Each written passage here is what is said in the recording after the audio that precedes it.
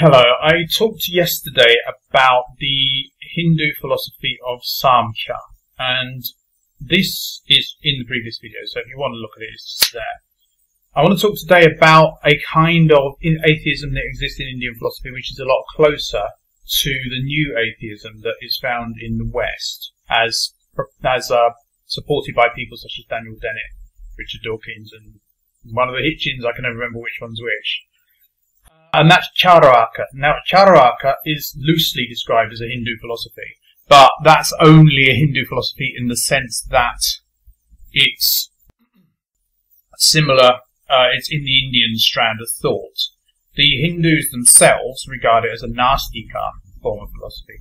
I said before about the Samkhya is that it's considered to be Astika. In other words, it believes in revealed knowledge from the Vedas, even though I think that's bolted on. That claim has never been made of Carvaka. Carvaka is a materialistic philosophy, and it is based on the idea that there are no valid inferences apart from perception. Perception is the only source of knowledge. So it will reject the Vedas, for example, as just a load of useless nonsense, which is sort of similar to the new atheistic rejection of sacred texts as well.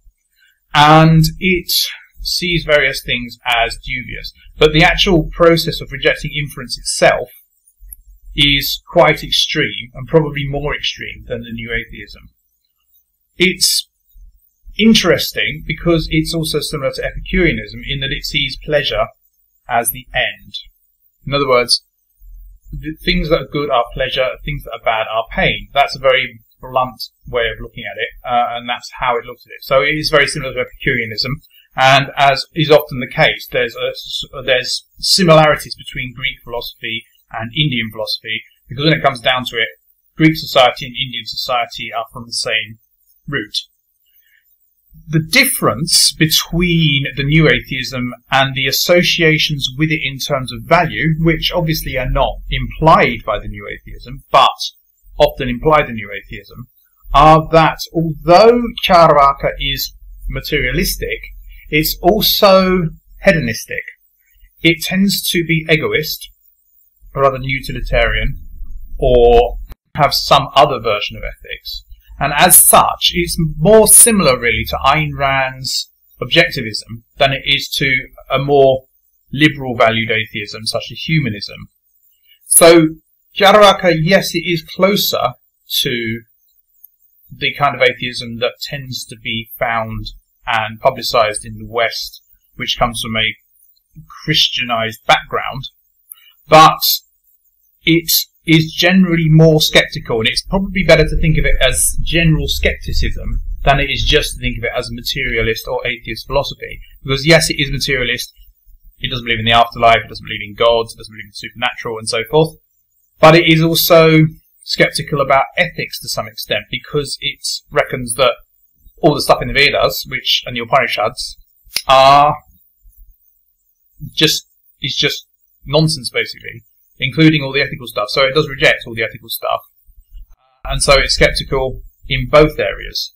There is also an issue, and I don't want to go on and on about atheism, because I think there are more interesting things to do than this, and I'm a little bit worried that this channel is becoming too philosophical. But there's also the issue of what the Indians mean, or meant, by naturalism and materialism, because their version of materialism may not be the same as our version of materialism. Because their version of materialism, for example, in Jainism, includes karma. Karma is seen as a form of matter. So, what is naturalism there? And I'm going to have to talk about that at some point. And I might as well get it out of the way, but I probably won't do it tomorrow. I'll do it at some point soon. And I'm aware also of the Platonism thing, and I will talk about that as well. So thanks for that, Aspersive. If you like this video, please rate, comment, share, and subscribe. If you dislike it, please tell me why so I can improve, and I'll see you tomorrow.